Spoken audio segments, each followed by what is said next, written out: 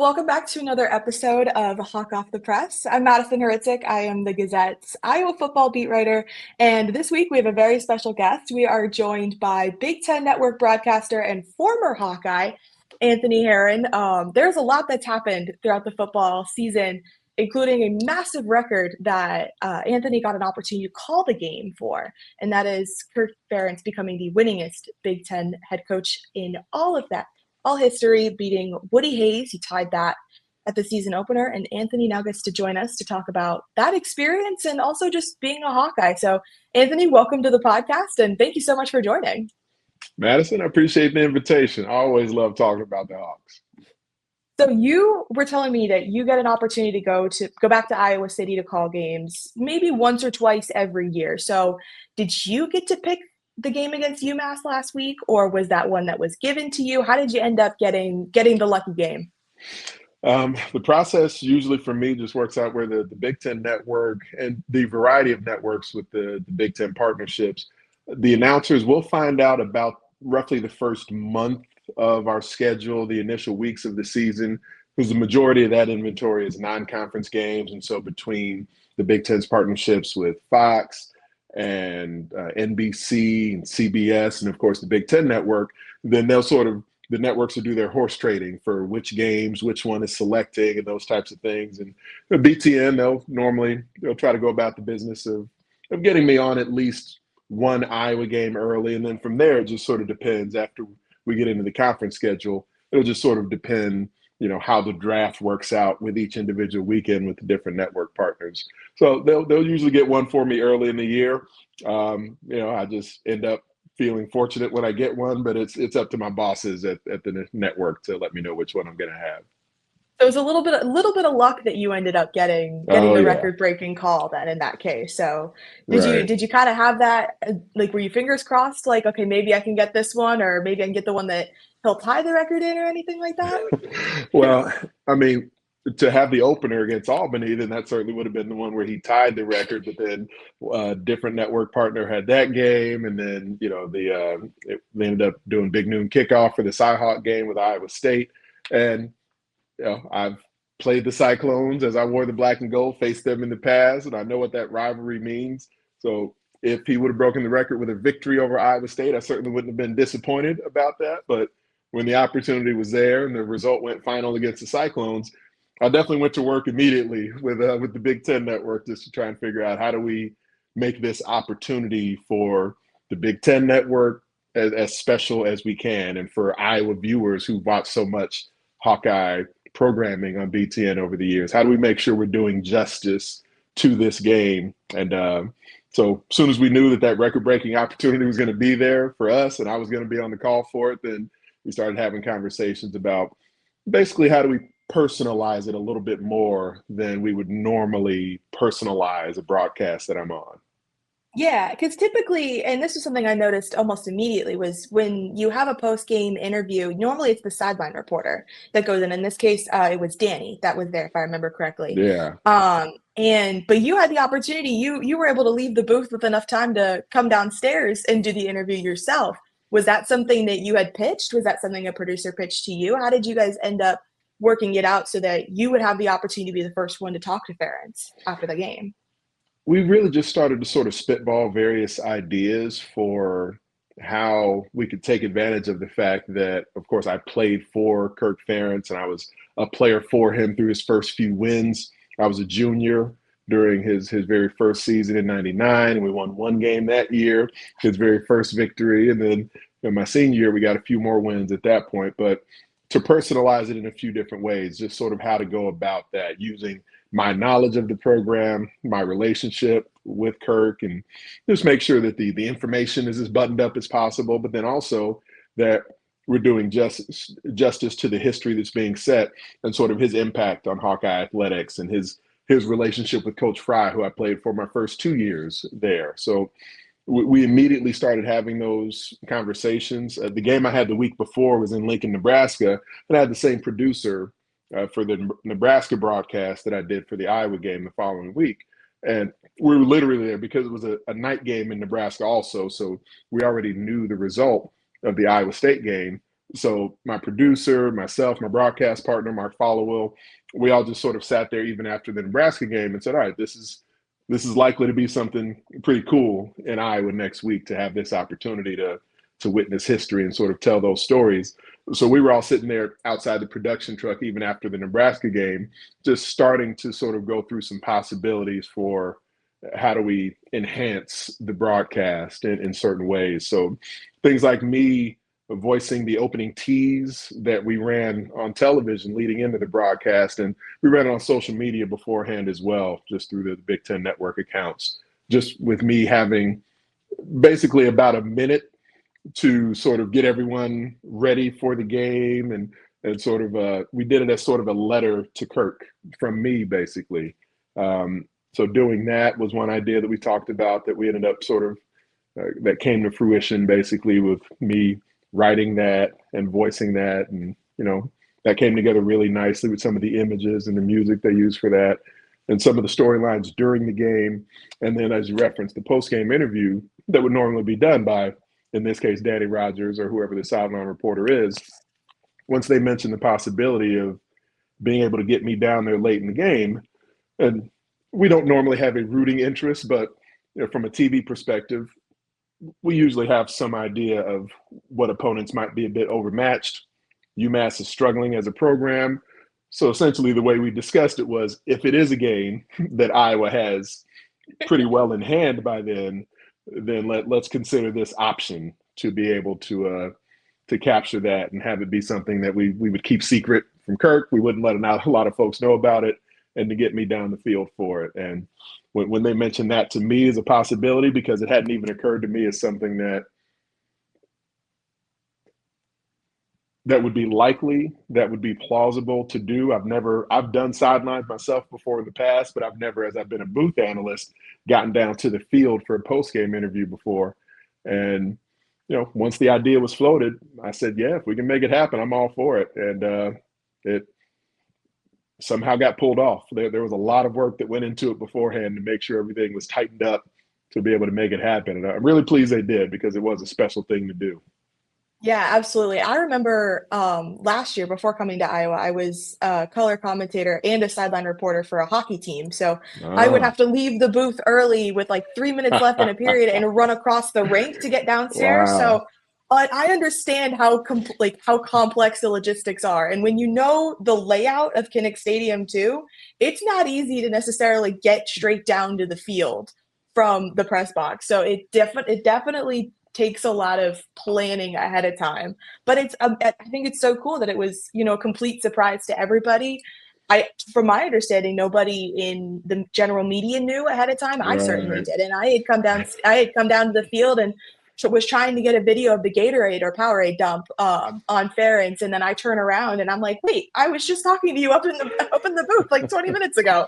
It Yeah. was definitely a cool surprise to work on to be able to pull off like that. But yeah, not an easy logistic thing to do by any There was means. a delicate balance of, there were some people who certainly needed to know just to handle the logistics of, while we're live on the air and in the fourth quarter of the game and in the latter stages of the fourth quarter, how to very quickly get me from up on the perch in the booth, get me down to the field, get me wired up and in position to catch Kirk as he's getting ready to leave the field.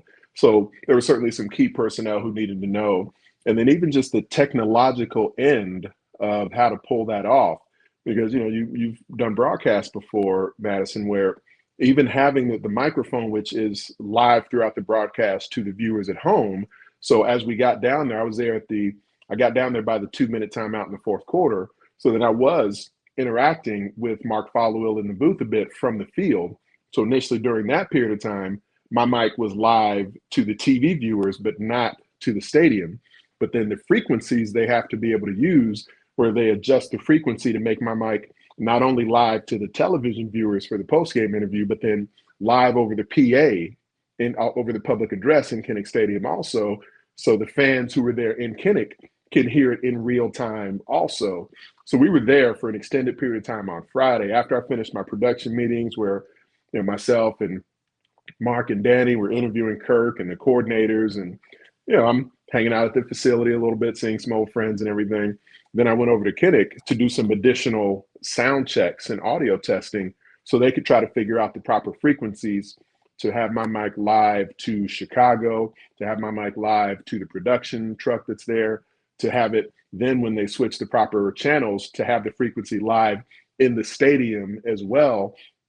And frankly, a lot of the echoing that was there, they had to mix the sound correctly to have that at a reasonable level where it wasn't overmodulated, where it wouldn't be off-putting to Kirk, hearing that and being surprised by it in the moment, because that's not normally how a post-game interview would go for him, where his microphone would suddenly be live to the stadium.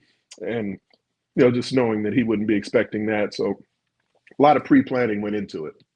Yeah, that's so impressive though, just kind of knowing how all of that is put together. So I mean, seriously, like that's not an easy task to do. So like hats off to the Big Ten Network for putting that together and for you to be able to pull that off. I mean, that's pretty impressive. But you talk about a lot of broadcasters getting these unique opportunities, and there is I don't want to say a movement, but there's definitely a trend of a lot of former players that get these opportunities to become broadcasters. And when you got a milestone like this, where you were one of the first players to play under Ferentz, and now you had the opportunity to be the first person he talked to, what was that full circle moment like for you, knowing that all of this planning had been done, but at the same time, you're the one person in the room that had that start to finish relationship with Ferentz that you were going to be able to help, tell not only fans at Kinnick Stadium, but really tell the nation about? Uh, it felt like a big responsibility. And, I feel that to a certain extent whenever I call an Iowa game, because I take my role as a broadcaster very seriously. And I know what a blessing it feels like for me to do a job that I really enjoy doing. But then when I'm on an Iowa game, I feel sort of doubly responsible for not only essentially still representing myself and my alma mater well, but then also to be as even-handed as I can. And if something's going well for Iowa or something's not going well for Iowa, to be, legitimate about my analysis in the moment. But then in a moment like this, where history is being made and it's a coach that I played for, and I know so many teammates of mine are going to be watching and experiencing this, and so many Iowa fans who are passionate about this program are going to look to this and want to watch it and feel in the moment with it, then it was really cool that the Big Ten Network wanted to lean into that from the perspective of utilizing me in this enhanced way. And so I wanted to be able to deliver that message and deliver that history associated with it. But it was a bit of a departure for me because I'm there calling a game. And so even things like the script for the opening tease that led us into the game, that brought us on the air, there's elements of that if I wasn't calling the game, I may have even personalized the script even more. But it's a game that I'm calling where I do want to have an even-handed sort of approach to my commentary about the game. So having me on the broadcast and writing that opening tease that's going to air moments before we come on the live for the broadcast in the stadium, there's a balance there because it is a competition. Yes, it's a competition Iowa was heavily favored in, a game they were expected to control, but still my role as the analyst for that game, I only wanted to lean into my history with Kirk Ferentz and with Iowa football so much. Even for writing that script, there was a threshold of how personal I wanted to make that I didn't want to cross. But then once you get to post game, it felt easier in that moment to just completely lean into that, and knowing that Kirk's a fairly emotional guy. You've probably seen that even a bit in the short time you've gotten to cover Iowa football, that he's very passionate about this program, about his players, about his wife. And those are some of the questions I wanted to be able to give him a chance to address and to talk about post-game also, just knowing some of those things both in his personal life and his professional life that are really important to him. And even just in the moments where the clock is striking zero, I've jotted down notes for what questions I want to ask. And I was even trying to decide, do I want to have my phone out so I don't leave out any questions that I want to make sure I get to?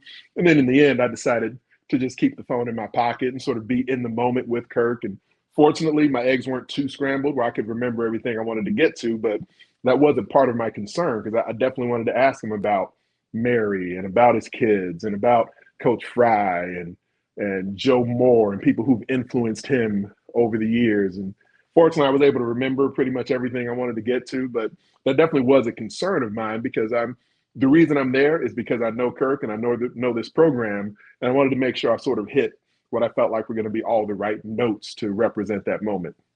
Yeah, I can totally understand that, especially, when you're trying to write down these questions and you're trying to do a bunch of things at once, it makes a ton of sense to almost be like, okay, did I hit everything? But at the same time, I think when I was watching the interview and even watching it back on Sunday, seeing the players of the current team kind of all stand behind the two of you, you could see them all nodding along and kind of really getting engaged with what you were asking. And I think that it was kind of not only showing a little bit of the full circle moment you had with Ferentz, but it was so unique to watch the connection of this current team with players that have been there for 4 years, but then also players that had just gotten there in the summer or the spring.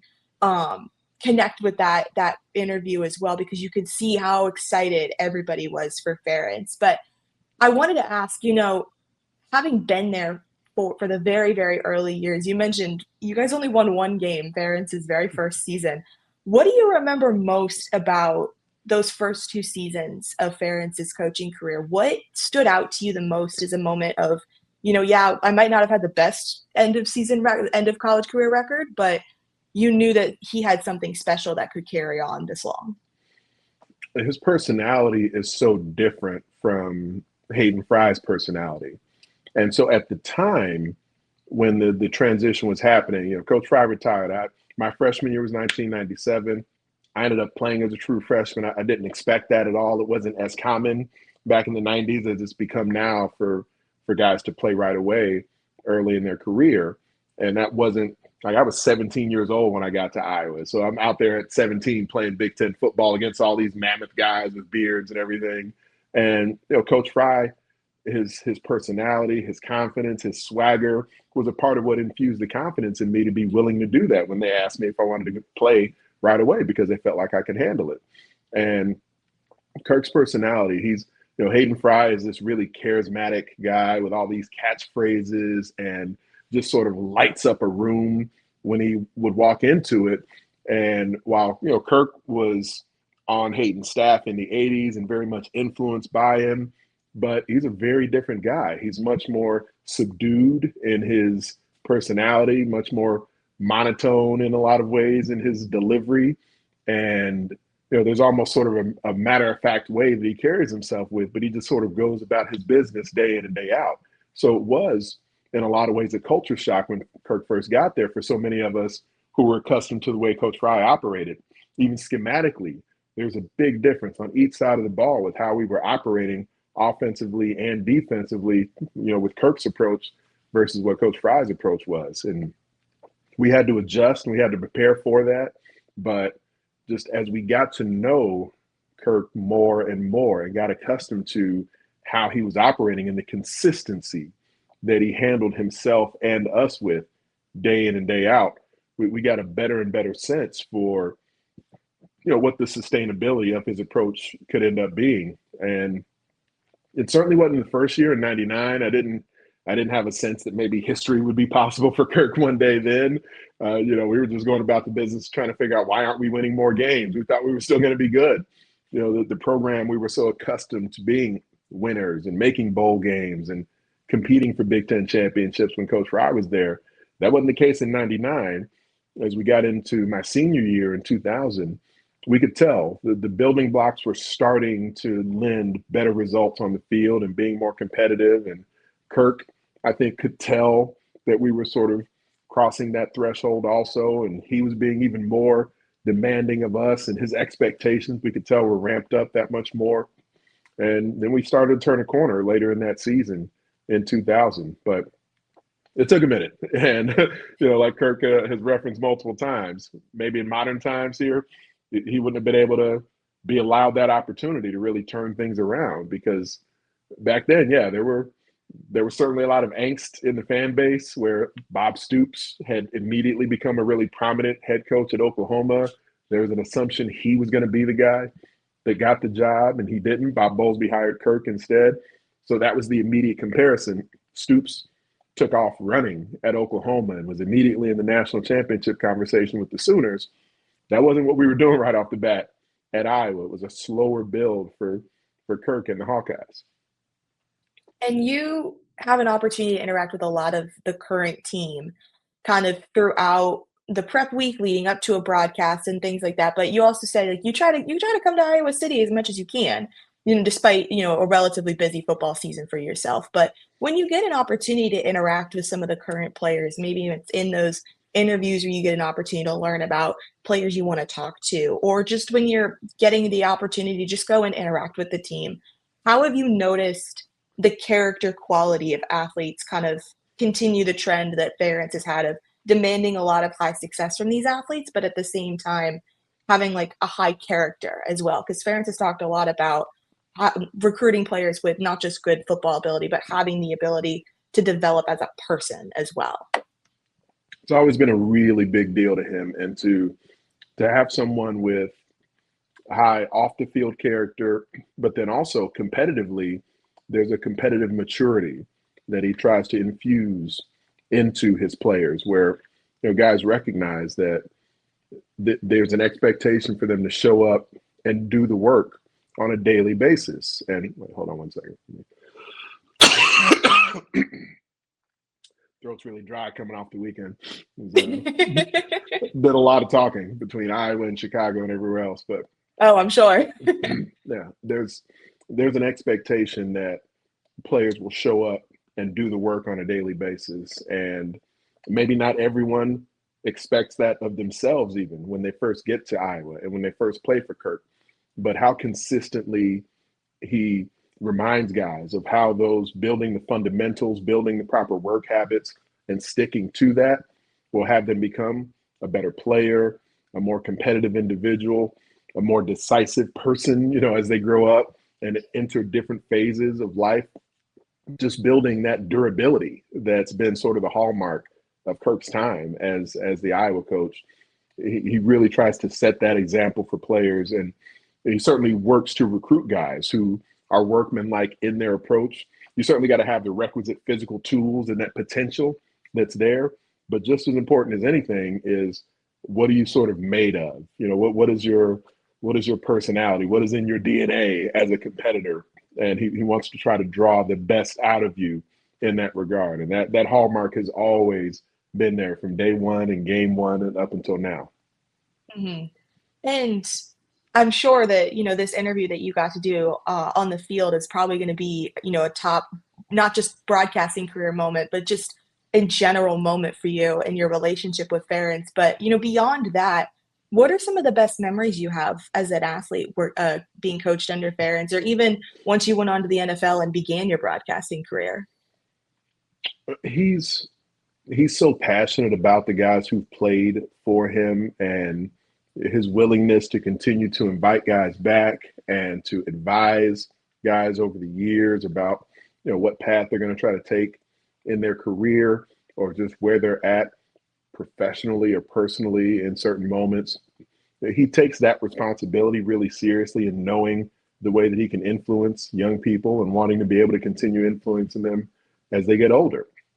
And just in seeing one of the ways that he's evolved even in recent years here over the last handful of years, because his personality is such where, and especially in coaching a sport like football, that's so team centric, and the whole has to be in line for the sum of the parts to really be maximized. And so, there was a period there where a lot of players were feeling like there was parts of their personality that they were hoping to be able to show more, and it became a very public thing. And Kirk, to his credit, was willing to evolve and willing to, sort of in some ways step into kind of modern times with how modern athletes are able to navigate both those lanes of being a part of a team, being a part of a whole, while still feeling like they can accentuate who they are and how they operate as individuals. And his willingness to stick to his core principles while still showcasing the ability to evolve in that way, and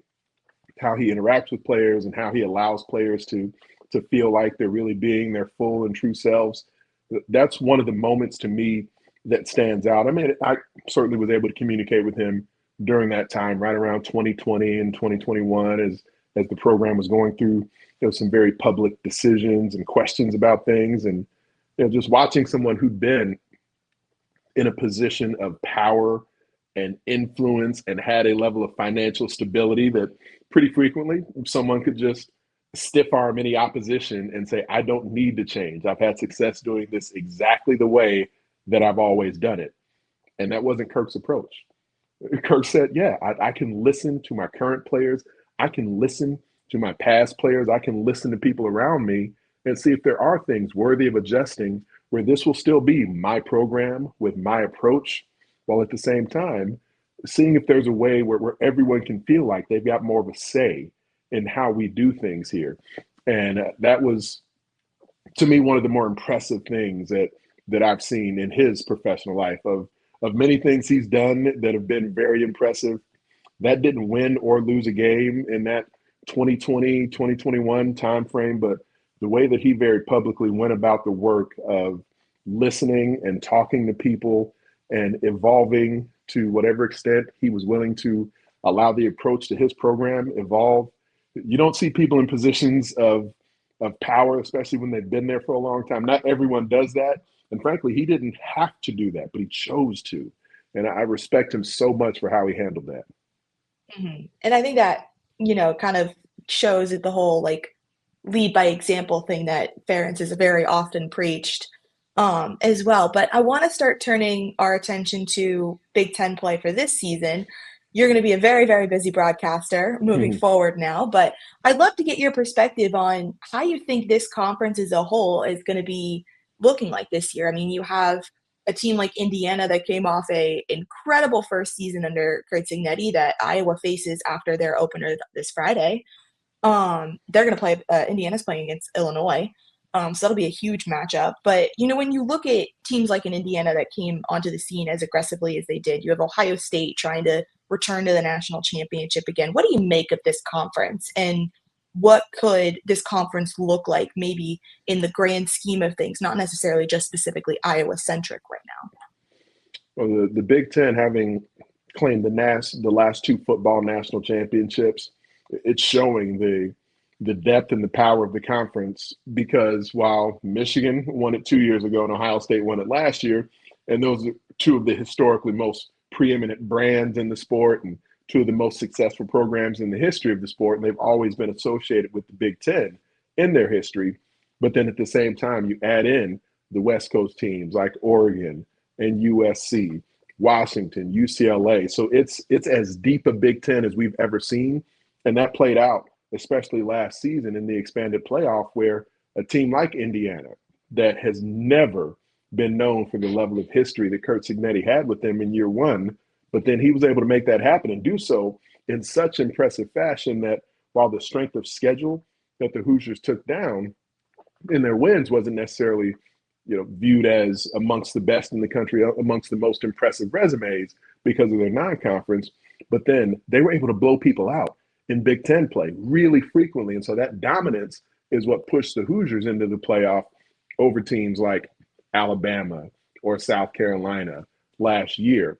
And so with this season, now coming off back-to-back national championships for the conference, it seems to me the Big Ten is even deeper this season because there's newness at quarterback for Ohio State. And there's all that talent the Buckeyes lost to the National Football League. And you can say a similar thing about the Oregon Ducks. But they also have Dante Moore, who was sort of waiting in the wings behind Dylan Gabriel and has had his chance to be nurtured in the same offense with Will Stein as his offensive coordinator. And they're a big play defense in Eugene also. So they're a really well-rounded team. But the team in the Big Ten, and probably the team in all of college football that seems as well situated to try and follow the same trajectory that Michigan did a couple of years ago, that Ohio State did last year, is Penn State. Because Penn State retains so much of their talent that could have gone on to the National Football League. And they've got this uber experienced quarterback in Drew Aller who has them primed and ready. So early in the season, the expectations for Penn State have been super high. They've been dominant in their games, but they haven't necessarily had the big play passing attack that folks were wondering if they'd be able to sort of grow towards, but it's still early. So I anticipate we're going to see more of that from Penn State. But whether or not they have 50-yard touchdown bombs or not, they've got the best duo of running backs in the country. They've got an exceptional offensive line, one of the best defenses in America. They nabbed Ohio State's defensive coordinator, Jim Knowles. So Penn State is going to be right there in the thick of things either way. But if they can truly show themselves as maybe the best team in America, then Drew Aller is going to have to start to hook up for the chunk play with some of his key pass catchers. And they haven't necessarily done that yet. But that's sort of the top of the heap in the Big Ten. But you mentioned the game that's coming up this weekend between Illinois and Indiana. I mean, it's been 75 years since they've both been ranked in a game that they've played each other. So we're going to watch some history get made this weekend. Yeah, and it's going to be really interesting because you're going to look at a matchup that might have implications for Iowa in terms of what the Hoosiers will look like and what they'll bring heading into that matchup next week. But then also when you mention Penn State and Oregon, those are two teams that Iowa has to take on in Kinnick as well later this season in the Big Ten. I'm curious, when you know that the Hawkeyes have a pretty hefty Big Ten schedule, especially at home, how do you think the Hawkeyes can approach it where, they haven't had a ranked win in a while, and it's a team that has the potential to pull off an upset win over a Penn State and an Oregon if they get everything to piece together at the right time. How are you looking at this Iowa team in terms of what they can accomplish just specifically on that Big Ten home schedule right now? Well, one thing that Kirk Ferentz teams are usually known for is that they tend to get better throughout the season, which is something that as a blanket statement, we can kind of assume that most teams are able to do. But it's frankly not true of everyone. Sometimes you just get into the flow of a season, and because you're game planning for the next opponent or there's roster attrition, you don't work the fundamentals as much in practice, doing individual drills and things where your players will just get better at the craft of their position because you're so focused on the schematics of that coming opponent. Iowa, frankly, isn't a team that tries to sort of outsmart you on the grease board. They're not drawing up the fanciest schemes in the world at all times, but they do continue to work the fundamentals. Kirk Ferentz and Phil Parker, and now Tim Lester, LeVar Woods, Ferentz and his three coordinators, they constantly make sure that the fundamentals of the individual positions are continued to be maximized throughout the year. So Iowa's going to be a better team in November than they are now. Their offensive line has played really well early in the season, so they match up. Even on a short week here, coming up a Friday night's game against Rutgers, I anticipate that being the Iowa O-line versus the Rutgers D-line advantage Hawkeyes. But areas of growth for Iowa throughout the season, whether it's in the immediate or in the weeks to come. This passing attack for Iowa, Mark Gronowski, he's got to continue to show some growth. I was talking about the vertical pass for Penn State. That's where the UMass game, we started to see some indication that the vertical pass was possible for Iowa in a way that it really hasn't taken place in recent years here. I don't know Tim Lester, and talking to him, he's really excited about what he's beginning to see from Gronowski, but he has a quarterback who didn't participate in the spring, who's new to this offensive system and to this approach. Mark Gronowski was as much of a running quarterback at South Dakota State as he was a passing quarterback. He averaged less than 200 passing yards per game in his time there with all the winning that he did. So there's some growth that seems like it's going to be in position to happen. Kamari Moulton expected back very soon, perhaps even this week at running back. Reese Vanderzee expected back in the weeks to come at receiver. So you have key players at those spots who enhance the playmakers that Gronowski has access to. So I do think that growth from Iowa on offense will be big. And then defensively, we're not seeing a secondary that's taking the ball away yet. And if they continue to rush the quarterback at a higher and higher level on a weekly basis, and that coverage gets stickier on the back end, that's one thing Phil Parker defenses have always been known for, is taking the ball away. So if we see a passing attack with more chunk plays on offense, and we see defense start to take the ball away, then Kinnick is going to be as dangerous as it's ever been. And you're somebody who really knows this Iowa defense specifically. When you were watching that UMass game, and what did you kind of make of this secondary? Because, yes, they haven't produced any sort of turnover yet. whether that be a strip sack or an interception or a pick six. And particularly the pick six, that is something that Hawkeye defense is known for. I mean, their nickname is the Ball Hawks for a reason. And so I'm curious, is that something that you see as a concern? Is that something that you see as, the time will come when the play is just there for the opportunity to be taken? How have you kind of seen that kind of be a little bit of a talked about issue right now? But from just your perspective, knowing this program, and then also just kind of having that broader perspective too. I'd say it's fair, and that's worthy of concern for right now because of how much that's meant to Kirk Ferentz's best seasons over the years. His defense taking the ball away has been a big part of that. And Phil Parker, he's exceptional in coaching that up. And some of it is in man concepts where the defensive backs are running with receivers and their back is to the football. But some of it is zone concepts as well, where you have eyes on the quarterback and eyes on the route combinations in your coverage. And that's where that blend of man and zone, where you get a better and better feel for what your players execute best. And there's experience in this secondary to the extent that now I think Phil Parker's got a really good feel for what these guys do best. And certain matchups will indicate that you'll see more zone than man concepts, but he likes to blend each of them in there. But to get to the point where, a guy like Cooper DeJean, who was so known for his ball skills and his anticipation, up to this point, there's not someone who's shown themselves in that regard, but that's where the swarm and attack of the Iowa defense has to show up, because when you deflect a pass, maybe it bats down onto the ground, and that's a nice play. But if you can deflect it up into the air, and then you have some linebacker who's hustling and gets over there for a key interception, or one of the other defensive backs is able to swarm to the football because you get population there where multiple guys have a chance at making that play, that's where even if it's not one individual who's this exceptional playmaker on his own right, but the group, the whole of that Iowa defense, just with the hustle to the football, can still get you to a point where you're poking the ball away, stripping it out, or where these deflections can turn into interceptions off of batted balls up into the air. Yeah, for sure. And I can definitely see where, something like a swarm or just populating a general spot will be a key element to creating those kinds of turnovers. And, I've noticed a lot of Iowa's opponents have really gone out for, a wideout or an explosive play, or try to go for a run game where it's a little bit harder to get a tipped ball, at least initially so far. Maybe that changes as we kind of see Big Ten play evolve here. But I'm curious, starting with this Rutgers game on Friday night, where do you think Iowa's ceiling is in Big Ten play? How can they improve so that they have the ability to be in the conversation of one of the better teams in this conference this season? This matchup with Rutgers is interesting to me because if we would have thought about this matchup back in the offseason or perhaps a year ago, because Greg Schiano is a coach of very similar sensibilities to Kirk Ferentz. He historically has been a guy that really leans into his ground attack, that plays great defense, and really values special teams. And those are all very similar principles to what we've seen lead Kirk Ferentz to success over the years.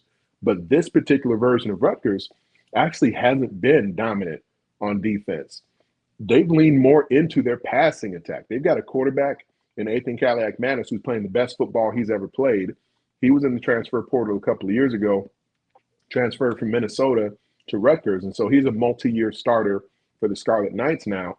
And he's in an offensive system that he knows well, with a team who really knows what he executes best.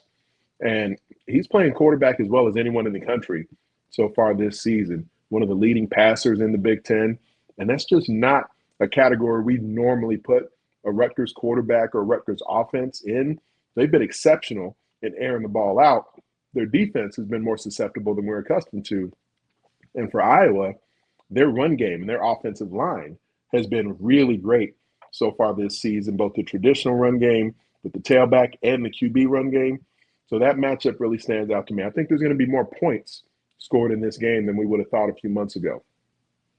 Interesting. Okay, yeah, because normally Iowa hasn't allowed more than 20 points from any opponent this season. So it's interesting to see kind of how it might be a little bit more of an offensive game where it might be something where this is the first game Iowa allows more than 20 points, but at the same time, that doesn't mean that it's a bad thing. I think it's just the nature of what this matchup could present. And the emotional toll, frankly, of having a short week, a Saturday night game going into a Friday game, and I'll hand up. I'll take some of the blame for the emotions of Saturday night. So to recover from that quickly and get back to work and preparing for the first Big Ten contest of the season, it's not an easy thing to do with one less day, and especially coming off a night game on Saturday. So that'll be a task as they get ready to head to Piscataway. Yeah, and if I remember, I was talking to some of the players earlier this week, and they said, yeah, the 24-hour rule that they have as a program kind of was shortened to more of like a 12-hour rule. Between it basically was like you got a good night's sleep, and because it's a Friday night game instead of a Saturday, you got one less day to look at film and start prepping. So a lot of them were saying they were watching Rutgers film as early as Sunday morning, and so just making that mental switch, just going from a night of highs like that when you are watching your head coach make history and you are getting to be a part of that celebration, to kind of just saying, okay, gonna go to bed and we're just gonna clear this from our mind. Like that alone is a lot for anybody. I mean, I'll give credit to anybody that's able to make that kind of adjustment, especially a team where you're transitioning from history and the end of non-conference play to, okay, yeah, let's have a Friday night game on a short week. And also it's the start of Big Ten play. Like there's a lot of elements too. And so I can understand where that definitely comes into the picture here. But I think the last thing I wanted to ask you, Anthony, is when you look at Iowa as a program, how it's developed, both from when you were a player to now getting the opportunity to travel across the country with these Big Ten schools. How have you seen this program continue to have the defensive consistency, continue to evolve through just the modern age of college football? And having a head coach as long as Coach Ferentz has been around is pretty unheard of and probably won't necessarily be a common thing moving forward. But how have you kind of seen the balance of a consistency in a program, but also just the evolution of modern football really kind of taking shape in this day and age? Continuity has been such an advantage for Iowa over the years. You think about my first coach when I got there, Hayden Fry, who we were talking about earlier. He took the program over in 1979 and then was there for 20 years.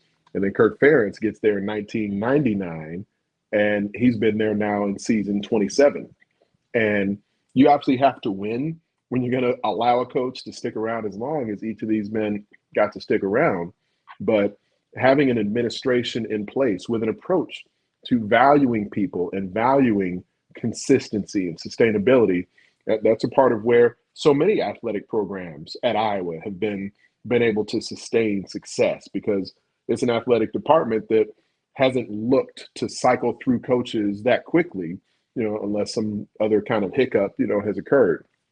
So for Hawkeye football to have had two coaches over the last almost 50 years at this point, it's something that I don't know that we'll ever see again in modern times, but it's certainly a big factor, a key factor in the success that's been able to be sustained with Hawkeye football over the years. So I respect that about the approach that the program has taken. We wear the same black and gold that the Pittsburgh Steelers do, and there's certainly some similar principles between that organization in the NFL and the success that they've sustained, the continuity that they've had in place with only a few head coaches over generations of football fans. So respect that.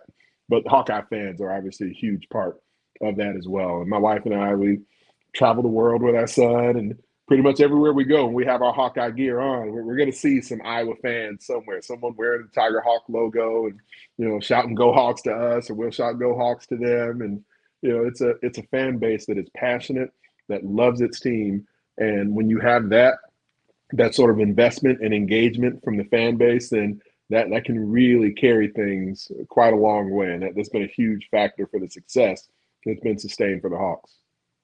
Yeah, and there's nothing like college sports being able to travel the world and be able to say, "Hey, go Hawks!" Or for me, sometimes Right. I'll say "Go Dukes" as a James Madison alum. Or occasionally, I've surprisingly I've seen a couple Syracuse Oh, okay. Syracuse jerseys and T-shirts recently, and I was like, "Oh, okay, cool." I didn't expect upstate New York to make an appearance, but it's fun to see. It's fun to be able to kind of have that as well, paint a picture too, because it's just there's nothing like college sports. I really truly believe that. But Anthony, thank you so much for joining me today. This has been such a fun conversation. For fans who want to continue listening to Hawk Off the Press, a new episode comes out every week. You can like and subscribe for more content, and you can also join my weekly newsletter with the same name. Comes out every Friday morning. Thank you so much for tuning into this episode, and have a great rest of your week.